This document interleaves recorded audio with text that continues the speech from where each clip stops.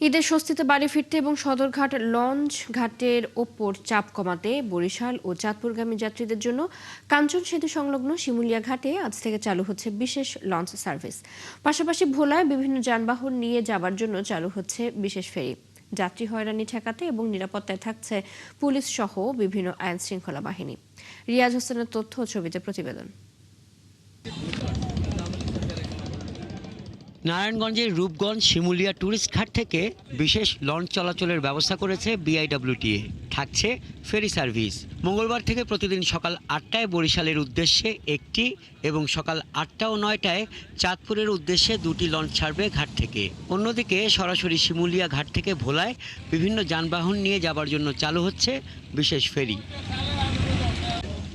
পরিষ্কার পরিচ্ছন্ন করা হয়েছে ঘাট এলাকা। এদিকে দীর্ঘদিনের ভোগান্তি কমবে এবং স্বস্তিতে পরিবার পরিজন নিয়ে ঈদ যাত্রার এমন ব্যবস্থায় খুশি যাত্রীরা। কালার এক্সপার্ট ডার্ক স্যাপ এবং মাইল্ড অন হ্যান্ডস টেকনোলজি সমৃদ্ধ অরিক্স অ্যাডভান্স ডিটারজেন্ট পাউডার আপনার লন্ড্রি এক্সপার্ট। আপনারা যারা বরিশাল নারায়ণগঞ্জ যেতে চায়, ডেমরা যেতে চায়, ঈদকে সামনে রেখে ঈদ করার জন্য যানজট এড়াইয়া এদিকে সহজে যাইতে পারবো সবাই। ডাব্লিউটি থেকে যে উদ্যোগ নিচ্ছে আমি মনে করি অবশ্যই ভালো, যে এটা পার্মানেন্ট সবসময় থাকে বরিশাল চাঁদপুরের জন্য অনেক সুবিধা হবে যাতায়াতের জন্য। পূর্বাচলের এই সাইডটায় যাতায়াতের যে সুযোগটা 300 ফিট হয়ে এইটার আমাদের উত্তরা, বসুন্ধরা, রামপুরা কেন্দ্রিক যে জনগণ তাদের জীবনকে বদলে দেবে যাতায়াতের ক্ষেত্রে। এটা মানে একটা বিশাল পরিবর্তন আমরা দেখতে পাচ্ছি।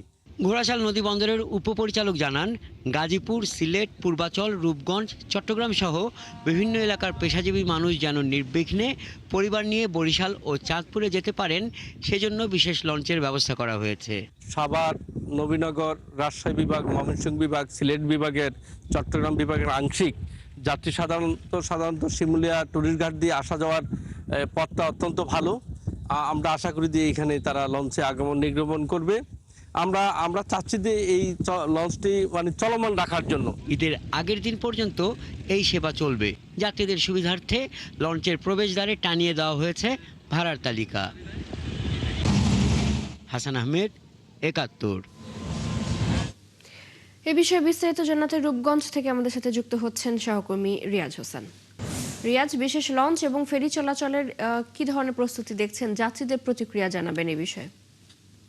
চৈতি, আপনাকে জানিয়ে রাখি যে গত কয়েকদিন ধরে কিন্তু একটা আনাগোনা চলছে যে সদরঘাটের বিশেষ করে বাড়তি চাপ এবং দূরপাল্লার যাত্রীদের দুর্ভোগটা লাঘব করাতে কিন্তু বিশেষ করে রাজধানীর বসিলা এবং রূপগঞ্জের শিমুলিয়া ট্যুরিস্ট ঘাট থেকে বরিশাল এবং চাঁদপুরগামী লঞ্চ ছাড়ার আয়োজন করা হচ্ছে। সেটা কিন্তু আজকে বাস্তবে রূপ নিচ্ছে। সকাল ৮টা বাজে নৌ সচিব নুরুন্নাহার চৌধুরী আনুষ্ঠানিকভাবে যাত্রা শুরু করে উদ্বোধন করবেন।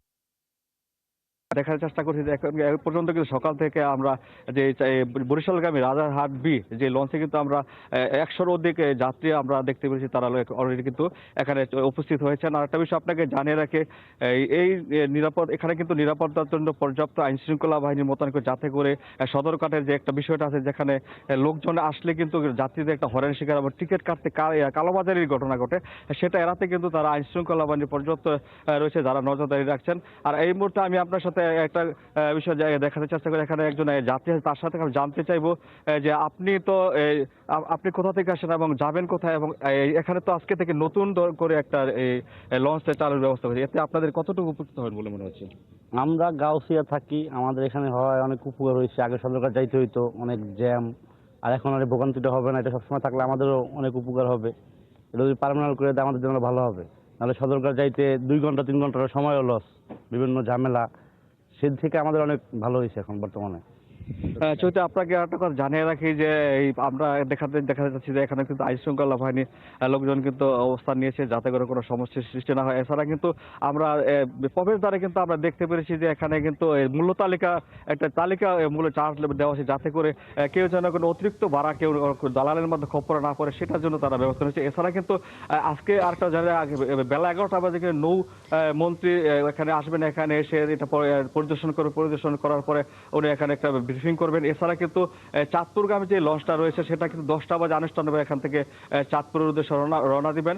এবং বিশেষ করে আরেকটা কথা জানিয়ে রাখি, যাত্রীরা যেটা আমাদেরকে বলেছে যে এইটা যেন ধারাবাহিকভাবে চলমান থাকে, যাতে বিশেষ করে যে উত্তর নরসিংদী, গাজীপুর, সিলেট, রূপগঞ্জ আশেপাশে যারা কর্মজীবী বরিশাল এবং চাঁদপুরগামী আছে তারা যেন স্বাচ্ছন্দ্যে তারা ফিরে যেতে পারে। আর সর্বোপরি একটা কথা বলে রাখি যে ঈদ আনন্দ এবং সুখে, সেটাই লক্ষ্য করে কিন্তু এখানে এই ঘাটটা নির্ধারণ করা হয়েছে। তারা আমাদেরকে বলে তারা যেন আনন্দঘন পরিবেশে তাদের পরিবার পরিজন ঈদ শেষ করে। রিয়াজ, ধন্যবাদ আপনাকে। আমরা শুনছিলাম আমাদের সাথে রূপগঞ্জ থেকে যুক্ত হয়ে বিশেষ লঞ্চ সার্ভিসের খবর জানাচ্ছিলেন সহকর্মী রিয়াজ হোসেন।